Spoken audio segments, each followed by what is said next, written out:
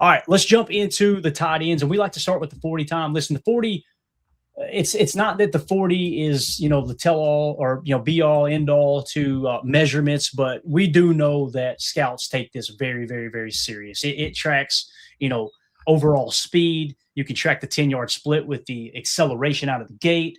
You can track foot speed. How quick someone runs a 40 is typically a pretty good indicator of how quick their feet could potentially be. It may not be that they have the technique to have quick feet, whether it's in and out of breaks or, pass blocking, pass block sets and all that. But it's kind of the foundation for, all right, we know he's got the foot speed to do it. Now, can we teach him the technical aspect, right? So it's very, very important. Now, when we're looking at tight ends, Kenyon Sadiq ran away with the freaking show here, Tim. I mean, this dude, it was him. For me personally, it was him and Eli Stowers that really showed out. And no surprise there. They're the top tight ends in the draft last I checked. Like, we've got on our board here, where are you at, sir? Eli Stowers is in the 51 spot, right? And then we've got our boy, because I know he rose on the board. I'm almost positive. Where's our guy at here? Goodness gracious. Emilio ain't in here to guide me through. You're talking about Sadiq? Yeah, Sadiq. I've got PFF pulled up, but not our board right now. Let me see here. I'm eager to see. Okay, there he is, right in front of my freaking face. All right, yeah. So Sadiq is actually in the number 18 spot right now. Okay, and we haven't put his RAS in yet. Just so you guys know, on our board we have now updated defensive line and linebacker RAS cards. So and there's a lot of them that are incomplete, but you're going to see some with those bonuses that's going to help them obviously throughout the process. So Kenyon Sadiq though stole the show. 4.39 40 out of Oregon, blazing speed. And the number flash, dude, crazy. And the size too. We'll talk RAS in a second, but his size is just through the roof as well. RJ Maryland 4.51. Eli Stowers checking in at 4.51. Solid there from Stowers. Jaron Kanak, however you say the name, 4.52. Kind of a surprise there out of Oklahoma. Matthew Hibner 4.57. John Michael Gillenborg 4.60. Marlon Klein 4.61. You got Dallin Bentley 4.62. Jack Andres 4.62. Eli Raridan 4.62. I'm hearing he's rising up boards. And you guys know I'm a Notre Dame fan. I did not see Eli Raridan. I'm going to try to think how I could say this. It could have been how Notre Dame's offense was geared last year. I was a little disappointed in Eli Raridan. I thought he would be a lot more involved in Mike Denbrock's offense at Notre Dame. And it just seemed like you never could get it going. You never could stay fluid with Eli Raridan. So the fact that he's coming out with the combine numbers and skyrocketing, I'm telling you, that's a guy who's going to be on a lot of radars, a lot of draft boards for NFL. He's a big dog too, man. 6'7", 250. Yeah, that's a big boy. Eli Raridan to me is a good balanced tight end. Like I remember the talk about him, the buzz around him at Notre Dame was, hey, this guy can run block and he can catch the ball. Like he's going to be a passing threat and he can run block. So when you think of, okay, you don't just see him as a flex tight end, the fact that he can run block and then you run a 4.62, all right, now we're talking. So we'll see how that shakes out. It's over.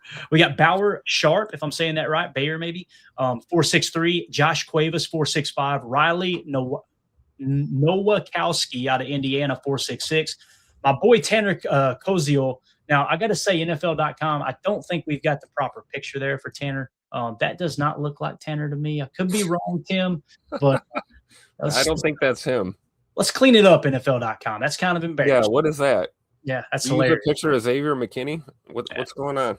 It's like my buddy Vince that played for the Patriots. And listen, I know there's going to be people that are very race sensitive, but what we're talking about is they have a darker complected gentleman as Tanner Koziel. And just get your stuff together, NFL.com. 4.70 for him. Sam Roush, 4.70. Khalil Dinkins, 4.72. Will Kakmarak, 4.74 out of Ohio State. And then Miles Kitselman, 4.90. We talked about Miles Kitselman. Going to be a late round or undrafted free agent, most likely. He's one of those guys who's got strong leadership skills. He's not a crazy receiving threat by no stretch of the imagination, but he can block, right, as Emilio would say. So Miles Kitselman is a guy that I think somebody's going to get a good blocking tight end very late in the draft, most likely. And again, the 40 time kind of hurt him a bit. So that's the 40 times for the tight ends. Let's go now to the 10-yard split, who's quick off the jump here, right out of the gate. Of course, Mr. Sadiq again. Yeah, 154, right? Just a well-rounded 40-yard dash. You got Jack Andres, 159, Eli Stowers, 159. So all those checking the boxes. 160 for John Michael Gillenborg, and then 160 for Eli. So there you're seeing good burst off the line, right? Even though the 40 maybe left a little bit to be desired, but still a 4.6 is a strong 40 as well. Yep. And I want to point out Tanner Koziel is one that he didn't measure that great in speed, but boy, in the gauntlet and everything, he looked really good. And you guys know that's kind of my draft crush this year. When you see these 40 times for Tanner Koziel, and then of course the 10-yard split with 162, you think, okay, is his RAS going to be in the 6s, 7s, right? He actually finished really high. We'll talk about that here in a second. So that's just to name another one there. And then when we get to the vertical jump, Tim, this just got silly with Eli Stowers, man. 45.5-inch vertical for Eli Stowers. That is insane. Like 43.5 for Kenyon Sadiq is insane. But 45.5 inches for Eli Stowers. Somebody's going to get a dog in Stowers. Yeah. I mean, anybody that big north of 40-inch vert is crazy. Yeah. And again, Eli Stowers is one of those guys that he was the go-to target for Diego Pavia. Now, whether you like Diego Pavia as a person or not, I get it. There's a lot of – it's a very, very – people either love him or they hate him. It seems like there's nothing in between. But, man, that was his safety valve at Vandy. And Diego Pavia ended up being a Heisman finalist at Vanderbilt, right? Eli Stowers is one of the main reasons he ended up being a Heisman finalist. So somebody's going to get a great tight end there, I think, as well. Now, what's crazy is from 45.5 inches down to Eli Stowers, and then it drops just 2 inches to Kenyon Sadiq, which is still a great vertical there at 43.5. It drops all the way down to 38.5 after that, which is wild. Matthew Hibner, 37. Tanner Koziel is a 36.5-inch vertical. I can't stop laughing just knowing they got the picture wrong. Jack Andres, 36 inches flat. Will Kakmarek at 36 flat. Trying to see Eli Raridan, obviously not as much of a vertical there at 36 inches as some of the other guys. Miles Kitselman, not horrible, 34.5 inches, right? So that's your vertical jump there. And again, that's going to help judge explosion. When we go to the broad jump, surprise, surprise, Eli Stowers, 11'3", Kenyon Sadiq, 11'1". Eli Stowers' explosion grade, Tim, is going to be off the charts, dude. Unbelievable. Yeah, so that's insane. I mean, you can see why he was such a big target last year. Oh, yeah. Absolutely. Quick off the line, huge frame, big ups. Diego Pavia, I'm sure several times just looked up and said, F it, Stowers down there somewhere, right? When you're barely seeing over the right tackle, right? You got to just Exactly. John Michael Gillenborg, 10'8", Sam Roush, 10'6", Eli Raridan, 10'3". So some good explosion there, and good explosion there from Tanner Koziel as well at 10'2". Nothing like Eli Stowers, though. That's just crazy, man. I mean, unless I'm reading this wrong, guys, Eli Stowers had 1 foot 1 inches more of a broad jump than over half of the tight ends that did the broad jump.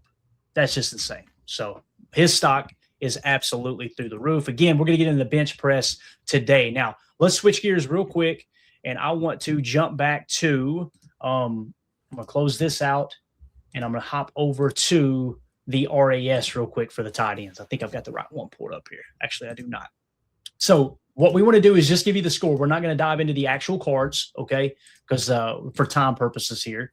But I want to give everybody an idea of who had the best RAS score. It may be a little bit hard to read, and I apologize for any ads that fly up here. I'm going to try to keep them closed out. But again, we'll just put Mr. RAS's profile pic up on the screen real quick. Block those ads out. Exactly. No, listen, the ads are going to fly. There's nothing we can do about it. So I love the ads because we can always find out what Mandy's shopping for. Like she uses multiple accounts of mine, so you'll see all kinds of stuff pop up for shopping. You must get a lot of Packer Pro Shop banners showing up. Dude, this is a true story. My wife has spent more money at the Packer Pro Shop than I have. That's a fact. Like you got a real one, Clay. Bro. You married the right one. See, you got to understand how she operates them. She does that so she then can in turn buy whatever she wants. It's like, oh, look, I got you this. I got you that. I got you some custom Air Force Ones, Clayton. Oh, you're awesome, babe. What are these 6 packages on the porch? Right? That's how she operates. It's chess, not checkers. So anyway, there we go.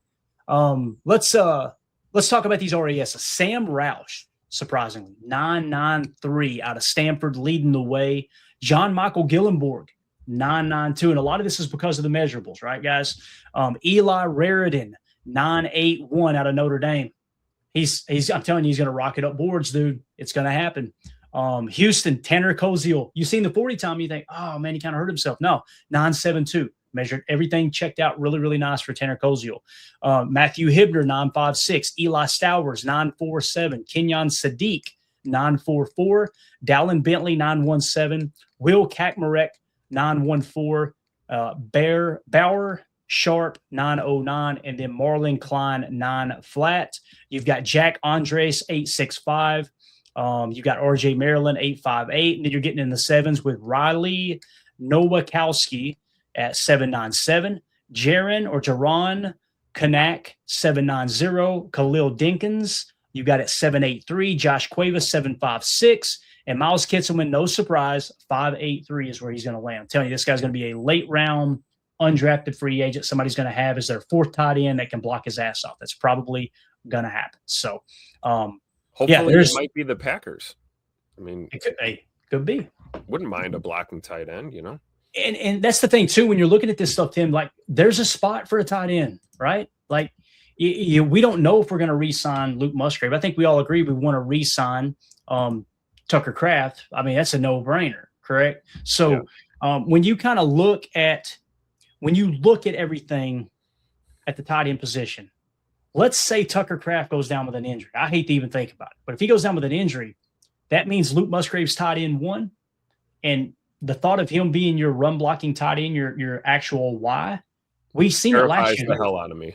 Yeah. And that wasn't the case last year, right, Tim? Like he wasn't, they actually used the third stringer, right? Whoever it may be, Josh Wiley or whoever, to be more of the blocking tight end because that's just not his game, right? Now, if you Musgrave has improved, right? To an extent. Like, I mean, you look at the way he blocked, rookie year. I mean, he has gotten better, but he's not a blocking tight end for sure. And he's not worthy of what a normal second round pick, what kind of contract extension they get, right? So it's going to be another one of those, we're having a conversation where he's walking in free agency, unless if the Packers go to him early and say, hey, and they get a very, very, very team-friendly deal because they go to him early, I'm okay with keeping Musgrave on the roster for the right price. But anything over $3 million per, I just haven't seen it yet. I haven't seen it. And maybe he'll shut me up this year and it happens. Maybe he blows up. I don't know. But I don't know. It's just kind of how I see it. As Coach Lynn says, we need a blocking tight end badly. So the point was, if we go get one of my draft crushes in Koziel, right, at tight end, he's not a great blocking tight end. So that doesn't fix that problem. Right. Essentially, you've got Tucker Kraft who can do both. He can block and he can be a receiver, man. He is dominant, right? He's no block, no rock. Exactly, Coach. He's a top 5 tight end in my opinion. But outside of that, you don't have a more complete, so you got to patch that together. Well, Musgrave is your receiving threat, right? If you got Wiley back, he's going to be more your blocking tight end. To me, it makes more sense like what Coach Lynn says, we need a blocking tight end badly. Maybe you key in on 4th, 5th, or 6th round, you go grab a tight end that can block, and now you've got that extra piece there. And you know what? The other guys that you've got in the fold, and I can't remember who all was on the practice squad. Like I know Daphne comes to mind. I don't even know if he was on the practice squad last year, but people like that, tight ends like that, you could bring back and have them compete. And maybe the rookie, whoever you decide to get, maybe they end up on the practice squad, right? Maybe they end up inactive most of the time. That's okay too. Like we did it with Warren Brinson earlier, if I remember correctly, right? So again, I think tight end is a sneaky need for the Packers. But anything else you want to talk about with the tight ends here, Tim? Any parting thoughts on that, man? I would agree with that statement. A sneaky need. It might not be the first thing that jumps off the list to you as, position of need or anything, but I mean, it wouldn't hurt. It wouldn't hurt, especially if you're talking those, middle to late rounds, maybe snatching someone up to kind of increase that competition in the tight end room. We can't put everything on Tucker Kraft's shoulders. We've got to have some depth there. Yeah, no, I completely agree, man. Completely agree. So I agree with Coach too, man, about the blocking tight end. We gotta make that happen. We gotta try to. I'm not saying go reach, but you have to be very, very aware, right? And I see people in the chat like Christian says Musgrave shouldn't make this team. I disagree with that, Chris. However, Wes Rob says, is he tradable? That really does pique my interest. If you don't plan on re-signing him, and you don't need him as that catching tight end, let's say that Koziel or one of these great tight ends falls to you in the draft. If that happens and you replace Musgrave with a younger, better version, what if you could trade him for a 5th round pick? Wes, I think that makes sense. And it lines up to a certain extent with what Chris N's saying as well. I think Musgrave should make the team. I think he will make the team if I had to put money on it. However, If you could trade him, pick up an extra pick, I like that idea, Tim. Yeah, I would agree with that. I mean, like we just said, I mean, Musgrave's a receiving tight end, right? If you're trying to round out the room and get a blocker, and yeah, you could get a fifth or hell, even a sixth, right? We were talking about the possibility of the, fifth, sixth, seventh round snagging a blocking tight end if you can get some value. Yeah, possibly. But I also agree with the sentiment that I think Luke Musgrave has proven that he deserves a spot on this team. It's just, what is the role going to be in this offense? Yeah, completely agree. All right, guys, if you guys are watching this video back later, let us know in the comments. How do you feel about the tight end RASs, the tight end rankings from the combine numbers? We'll continue to update those numbers on our draft board and everything in between. Let us know in the comments how you feel about this tight end class. Make sure you hit like, subscribe, click the bell icon so you're notified when we go live in the future.